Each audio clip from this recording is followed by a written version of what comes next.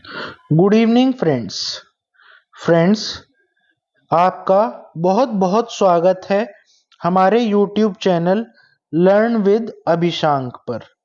ये हमारे चैनल का लोगो है and we hope that you will subscribe our channel, like our videos. So दोस्तों, आज हमारे चैनल पर जो टॉपिक डिस्कस किया जाएगा वो है एप्लीकेशन राइटिंग। दोस्तों, हम बेहद ही आराम से, बेहद ही प्यार से, तसल्ली से हर एक पर्सपेक्टिव को देखते हैं किसी भी टॉपिक के। सो हम उम्मीद करते हैं अगर आपको हमारी वीडियोस अच्छी लगे तो लाइक कीजिएगा, सब्सक्राइब कीजिएगा एंड शेयर कीजिएगा। दोस्तों, आज का जो हमारा टॉपिक है वो है एप्लीकेशन राइटिंग। यूं तो ये बहुत ही एक सिंपल सा टॉपिक है, लेकिन इसमें बहुत सी ऐसी चीजें हैं जिनकी वजह से पेपर में आपके मार्क्स डिडक्ट हो जाते हैं। एंड अगर आप किसी के सामने एप्लीकेशन लिख रहे हैं और बीच में कुछ भी आप भूल जाते हैं तो उसमें भी आपको थोड़ी इंसल्ट फील होती है। ऐसा ना हो, उसी के लिए ये वीडियो बनाई गई है। इसे आप प्लीज अपना प्रीशियस टाइम दे करके देखिए, समझिए और कमेंट में हमें बताइए कि हमने ये वीडियो आपके टाइम जो लिया है उसके लिए बिल्कुल ठीक है या नहीं। आइए दोस्तों, आगे चलते हैं। दोस्तों, सबसे पहले हमें समझना होगा कि एप्लीकेशन का मीनिंग क्या होता है। एप्लीकेशन राइटिंग जो होती है ये एक फॉर्मल कम्युनिकेशन होता है, एक फॉर्मल कम्युनिकेशन होता है between the authorities and you. आपके और आपकी अथॉरिटीज के बीच में जो फॉर्मल कम्युनिकेशन होता है, या मैं कहूं फॉर्मल रिटन कम्युनिकेशन होता है, उसे हम एप्लीकेशन राइटिंग कहते हैं।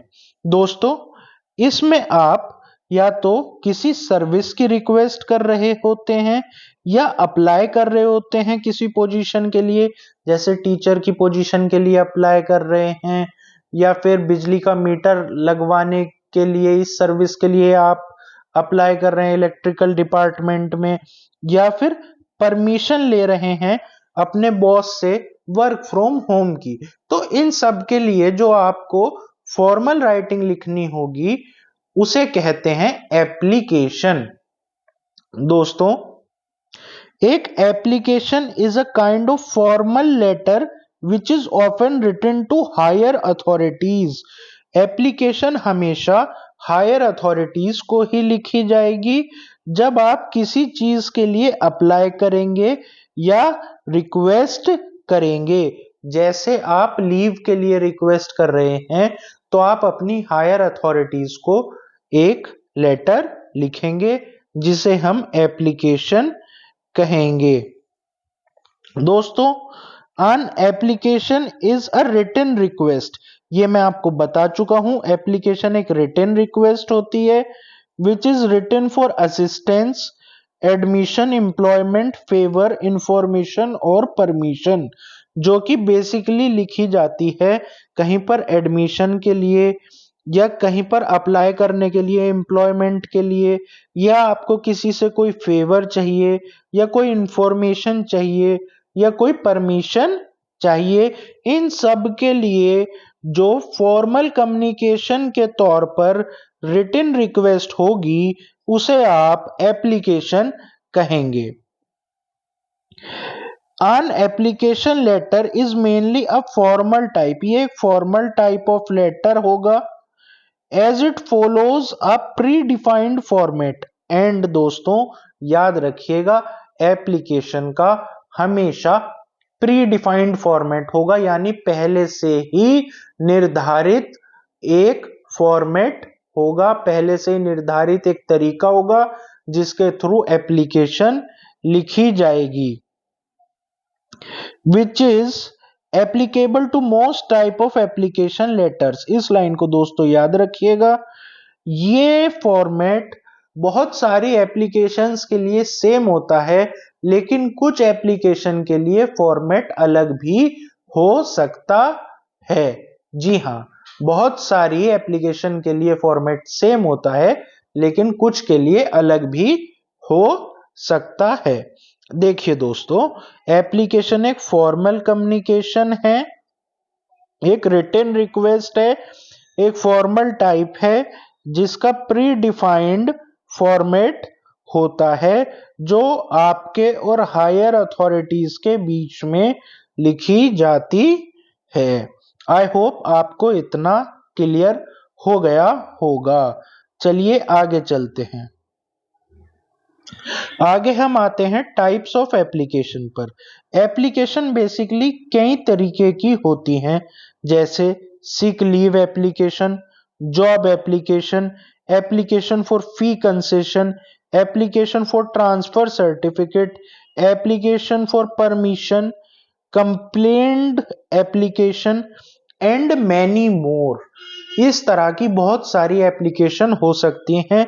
जैसे आप अगर बीमार हैं तो छुट्टी के लिए एप्लीकेशन लिख रहे हैं, आप नौकरी के लिए एप्लीकेशन लिख रहे हैं, आप स्कूल फीस में कंसेशन के लिए एप्लीकेशन लिख रहे हैं, आप अपना ट्रांसफर सर्टिफिकेट पाने के लिए एप्लीकेशन लिख रहे हैं, या आप एप्लीकेशन लिख रहे हैं किसी चीज की परमिशन के लिए, कि सपोज आपको हाफ डे चाहिए या आप यहाँ से कहीं जाना चाहते हैं एंड वो आपका वर्किंग डे है, तो आपको यहाँ से वहां एक जगह से दूसरी जगह जाने की परमिशन चाहिए, या वर्क फ्रॉम होम की परमिशन चाहिए, या आप किसी के खिलाफ कंप्लेंट करते हैं, तो वो भी एक एप्लीकेशन है, वो भी एक एप्लीकेशन के अंडर ही आता है। और इस तरह की बहुत सारी टाइप्स एप्लीकेशन की होती हैं। ये तो हमने कुछ डिस्कस करी हैं जो बेसिकली हमारे कोर्स में आती हैं। अब दोस्तों, क्योंकि ये इतना बड़ा टॉपिक नहीं है, तो मैं इसके बाद मीनिंग एंड टाइप्स के बाद डायरेक्ट फॉर्मेट पर आना चाहूंगा। फॉर्मेट में आइए हम देखते हैं। Format of an application writing. Standard formal application typically follow this layout.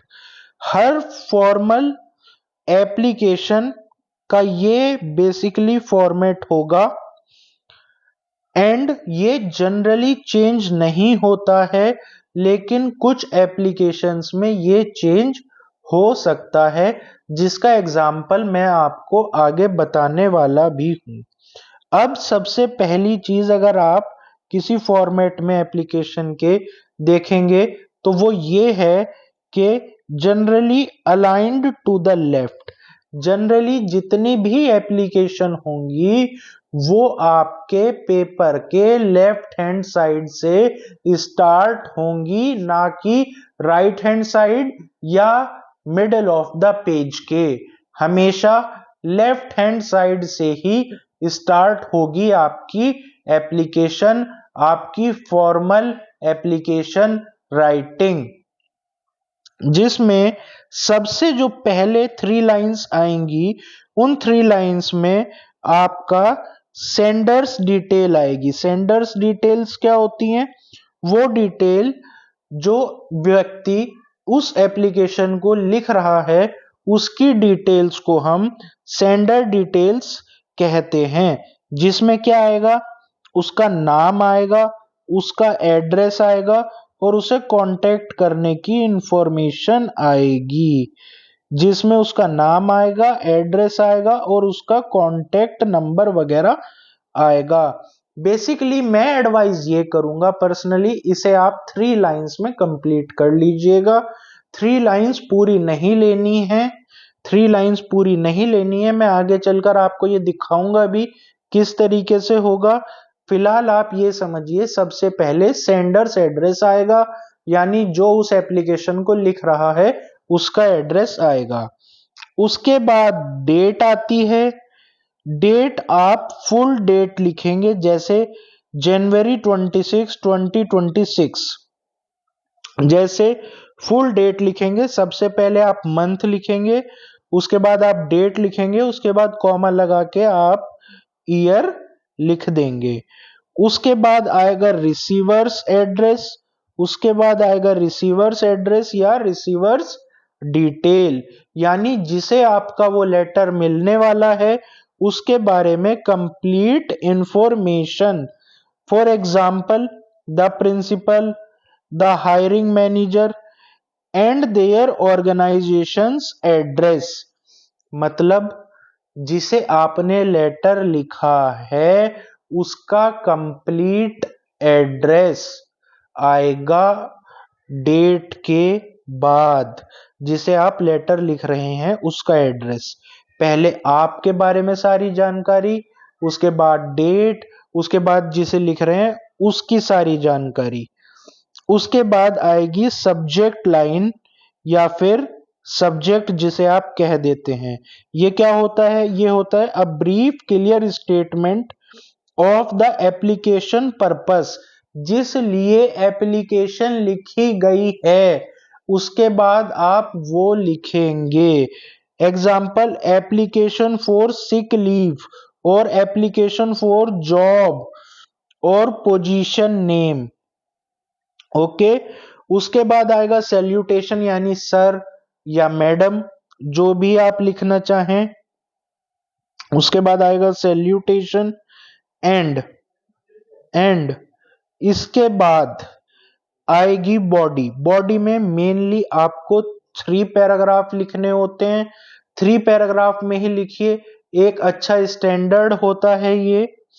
इसकी बॉडी में बेसिकली आप लिखेंगे एक इंट्रोडक्शन, उसके बाद मेन कंटेंट, उसके बाद कंक्लूड करेंगे। आप अपने मेन कंटेंट को कंक्लूड करेंगे। देखिए कैसे। सबसे पहले तो आएगा इंट्रोडक्शन, जिसमें आप ब्रीफली स्टेट करेंगे who you are and the reason for writing. Introduction में आप क्या लिखेंगे कि आप कौन हैं, जो ये एप्लीकेशन लिख रहा है वो व्यक्ति कौन है और वो ये एप्लीकेशन लिख क्यों रहा है। सबसे पहले तो आपको ये एक छोटे से इंट्रोडक्टरी पैराग्राफ में 2-3 लाइंस में बता देना है। उसके बाद आपको नेक्स्ट जो पैराग्राफ लिखना है वो मेन कंटेंट का पैराग्राफ होगा, जिसमें आप जिस लिए एप्लीकेशन लिख रहे हैं उसकी नेसेसरी डिटेल्स होंगी, सारे फैक्ट्स होंगे एंड जस्टिफिकेशंस होंगे फॉर योर रिक्वेस्ट, के आप रिक्वेस्ट कर रहे हैं आपकी बात क्यों मान ली जाए। इसके लिए आपकी तरफ से जो कुछ चीजें बताई जाएंगी, जो आप जस्टिफाई करना चाहेंगे, वो सारी चीजें आएंगी। यानी मेन कंटेंट में आपको सारी नेसेसरी डिटेल्स देनी है, जैसे कि जैसे आप सिक लीव की एप्लीकेशन लिख रहे हैं तो आप बीमार हैं, क्या बीमारी हुई है, कब हुई है, ये सारी जानकारी देकर एंड आप क्यों नहीं आ पाएंगे, ये सारी जानकारी देनी होगी आपको मेन कंटेंट में। लास्ट में जब आप कंक्लूड करेंगे इस मिडिल पैराग्राफ को, मेन कंटेंट को, उसमें आप मेंशन करेंगे अ कॉल टू एक्शन और express hope for a positive response. यानी आप बताएंगे कि आप ये जो छुट्टी ले रहे हैं सपोज, इसके बाद ये जो आप जो छुट्टी ले रहे हैं इसमें जितना भी लॉस होगा स्कूल का वो आप कवर कर लेंगे। इस तरीके से कंक्लूड आप इस पैराग्राफ को करेंगे। इसमें आप कॉम्प्लीमेंट्री क्लोजिंग भी कर सकते हैं, जैसे बल्कि करनी चाहिए, जैसे your faithfully, your sincerely, your truly, your obediently, ये लिखकर उसके नीचे आपका पूरा नाम और उसके नीचे सिग्नेचर भी करेंगे। अब इसमें आपको जितनी भी कंफ्यूजन हुई है वो अभी मैं दूर कर रहा हूं, विद इन अ मिनट दूर कर रहा हूं। बस प्लीज मुझे 1 मिनट और दे दीजिए। देखिए, सबसे पहले आएगा सेंडर्स एड्रेस, जो एप्लीकेशन भेज रहा है उसका एड्रेस, फिर डेट, फिर रिसीवर्स एड्रेस यानी जिसे वो लेटर यानी एप्लीकेशन रिसीव होगी उसका एड्रेस, फिर सब्जेक्ट, फिर सर या मैडम, उसके बाद बॉडी। बॉडी में 3 पैराग्राफ आएंगे। पहला पैराग्राफ इंट्रोडक्शन का होगा जिसमें आप बताएंगे कि आप कौन है और एप्लीकेशन क्यों लिख रहे हैं। फिर मेन कंटेंट जिसमें सारी डिटेल फैक्ट्स वगैरह आएंगे। उसके बाद आप उसे कंक्लूड करेंगे। उसके बाद योर फेथफुली योर सिंसियरली, उसके बाद नाम और सिग्नेचर। अब इस ही चीज को एक बार हम प्रॉपर फॉर्मेट में भी देख लेते हैं। आइए ये देखिए, पहले तो मैं आपको बता दूं, ये जो हमने एक पिक्चर ली है, ये ली है सक्सेस सीडीज से। सो उन्हें इस पिक्चर का पूरा क्रेडिट जाता है। देखिए दोस्तों, सबसे पहले मैंने आपको बताया सेंडर्स एड्रेस। सेंडर्स एड्रेस में आप क्या लिखेंगे? अपना पूरा पता, अपना नाम। उसके बाद आपको एक लाइन यहां पर लीव कर देनी है। उसके बाद आप लिखेंगे डेट, जो मैंने बताई, पहले मंथ, उसके बाद डे, उसके बाद डेट, उसके बाद ईयर। उसके बाद आप फिर से एक सिंगल लाइन लीव करेंगे। उसके बाद आप जिसे एप्लीकेशन लिख रहे हैं, यानी जिसे जो इसका रिसीवर होगा, वो उसका नाम, उसका एड्रेस। यहां बेसिकली उसका नाम, उसका एड्रेस आ गया। फिर आप एक लाइन को लीव करेंगे। फिर आप सब्जेक्ट लिखेंगे कि ये एप्लीकेशन है किस बारे में। उसके बाद फिर से एक लाइन लीव करी जाएगी। उसके बाद रेस्पेक्टेड सर या रेस्पेक्टेड मैडम, जिसे भी आप लिख रहे हैं, उसके बाद एक लाइन लीव करिए। उसके बाद आएगी बॉडी। बॉडी में आएंगे 3 पैराग्राफ। पैराग्राफ नंबर 1 में आप इंट्रोड्यूस करेंगे अपने आप को और मेंशन करेंगे कि आपने जो राइटिंग लिखी है ये क्यों लिखी है। पैरा 1 में ये आएगा, पैरा 1 में ये आएगा। अब बात आती है पैरा 2 की। पैरा 2 में आप सारी डिटेल्स लिखेंगे और पैरा नंबर 3 में आप इन सब चीजों को कंक्लूड कर देंगे, मेंशन करेंगे the request of grant of leave, कि आपको लीव क्यों दी जाए, कैसे, ये सारी चीजें आप मेंशन करेंगे। उसके बाद एक लाइन आप लीव करेंगे। उसके बाद आप थैंक यू लिख सकते हैं, ये चॉइस है, आप लिखना चाहें लिख दें, कॉम्प्लीमेंट्री क्लोजिंग। उसके बाद आप एक लाइन फिर से लीव करेंगे, लिखेंगे योर फेथफुली, एंड उसके जस्ट नीचे आपका नाम, जिसने भी एप्लीकेशन लिखी है। ये सारी चीजें बहुत तेजी में बोली है मैंने, एक बार मैं फिर से बता रहा हूं। सेंडर्स एड्रेस आएगा, सेंडर्स एड्रेस आएगा सबसे पहले, सेंडर्स एड्रेस। उसके बाद एक लाइन छोड़िए। उसके बाद मंथ का नाम लिखिए, डेट लिखिए, कॉमा लगा के ईयर लिखिए, एक लाइन फिर से छोड़ दीजिए। उसके बाद जो इस एप्लीकेशन को रिसीव करेगा, उसका नाम, उसका एड्रेस, उसके बारे में सारी चीजें लिखिए, फिर एक लाइन छोड़ दीजिए। फिर सब्जेक्ट लिखिए, फिर एक लाइन छोड़ दीजिए। सब्जेक्ट में आप लिखेंगे कि ये एप्लीकेशन किस बारे में। सब्जेक्ट सिर्फ एक ही लाइन का होगा, टू द पॉइंट होगा, मेन बात। उसके बाद एक लाइन छोड़िए। उसके बाद आपका आएगा बॉडी। बॉडी में 3 पैराग्राफ मैं बता चुका हूं। उसके बाद एक लाइन छोड़कर थैंक यू। उसके बाद एक लाइन छोड़कर your faithfully, your sincerely, your obediently, your truly, कुछ भी एक चीज लिखिए और उसके जस्ट नीचे अपना नाम मेंशन कर दीजिए। तो ये आपका एप्लीकेशन का एक फॉर्मेट हो गया। एक छोटे बच्चों के लिए भी फॉर्मेट होता है, छोटी क्लासेस के लिए भी एक फॉर्मेट होता है बेसिकली।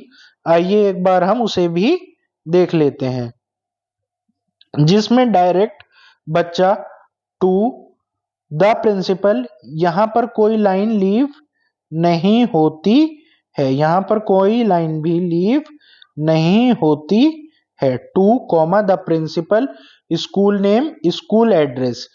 उसके बाद आप एक लाइन लीव करेंगे।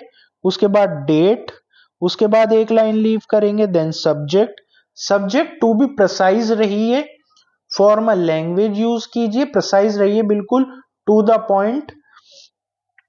एंड उसके बाद आप एक लाइन लीव करेंगे, फिर सर या मैडम, फिर एक लाइन लीव कर कर आप बॉडी लिखेंगे, यानी इंट्रोडक्शन, पूरी डिटेल एंड कंक्लूड करेंगे। उसके बाद योर फेथफुली और अपना नाम, class and section and your signature, not parents, your signature because you are writing the application. Okay, एक बार हम फिर से देख लेते हैं। Application class 5th 6th 7th 8th के लिए ये फॉर्मेट है। To the principal, name of the school, address of the school, फिर एक लाइन छोड़कर डेट, एक लाइन छोड़कर सब्जेक्ट। सब्जेक्ट में आप बिल्कुल प्रिसाइज रहेंगे। अगर लीव एप्लीकेशन है तो लिखिए सिक लीव एप्लीकेशन। उसके बाद एक लाइन छोड़िए, फिर लिखिए सर या मैडम, फिर एक लाइन छोड़िए, फिर लिखिए बॉडी में वही बेसिकली 3 पैराग्राफ, या फिर यहाँ पर आप एक पैराग्राफ में भी खत्म कर सकते हैं। सबसे पहले आपको बताना आप कौन है, किस क्लास से हैं, क्या अपने बारे में सारी डिटेल, फिर आपको क्या काम है वो सारी डिटेल फैक्ट्स वगैरह के साथ। उसके बाद उसे कंक्लूड कीजिए। उसके बाद लिखिए योर फेथफुली, योर ट्रूली, कुछ भी, और उसके बाद अपना नाम, क्लास और सेक्शन और सिग्नेचर 1 by 1 एक दूसरे के नीचे करते चले जाइए। अब दोस्तों हम देखते हैं इम्पोर्टेंट या फिर सिग्निफिकेंस ऑफ एप्लीकेशन राइटिंग। इसकी इंपॉर्टेंस क्या है, किसकी इंपॉर्टेंस, एप्लीकेशन राइटिंग की इंपॉर्टेंस बेसिकली है क्या। ये आपको हेल्प करती है किसमें, फॉर्मल कम्युनिकेशन में। फॉर्मल कम्युनिकेशन मतलब बेटा कम्युनिकेशन 2 तरीके के होते हैं, एक फॉर्मल एक इनफॉर्मल। इनफॉर्मल यानी अपने फ्रेंड से, मदर फादर से, रिलेटिव से, अड़ोसी पड़ोसी से जो आप बात करते हैं वो होता है informal communication. And formal communication जब होता है जब आप अपनी किसी हायर अथॉरिटी से बात कर रहे होते हैं, जिसे आपकी जवाबदेही है, जब आप उनसे बात कर रहे हैं तो वो होता है फॉर्मल कम्युनिकेशन। और वो फॉर्मल टोन में ही होता है, फॉर्मल तरीके से ही होता है, like by application. It develops writing and communication skills. Application writing आपके अंदर राइटिंग स्किल डेवलप करती है, कम्युनिकेशन स्किल डेवलप करती है कि किस तरीके से आप लोगों से कम्युनिकेट कर पाते हैं। Useful in daily life and official work. Application writing अगर आपको आती है, मैं ईमानदारी से बता रहा हूं आपको, ऑफिशियल वर्क में आपको बड़ी आसानी हो जाएगी, किसी की हेल्प नहीं लेनी होगी आपको। Creates a good impression on authorities, और अथॉरिटीज के ऊपर आपका इंप्रेशन अच्छा पड़ेगा। देखिए अगर आप किसी भी चीज को अच्छे से प्रेजेंट कर पा रहे हैं, एप्लीकेशन को अच्छे से लिख पा रहे हैं, अच्छे से प्रेजेंट कर पा रहे हैं, तो इसका एक इम्पैक्ट अलग ही पड़ता है अथॉरिटीज पर।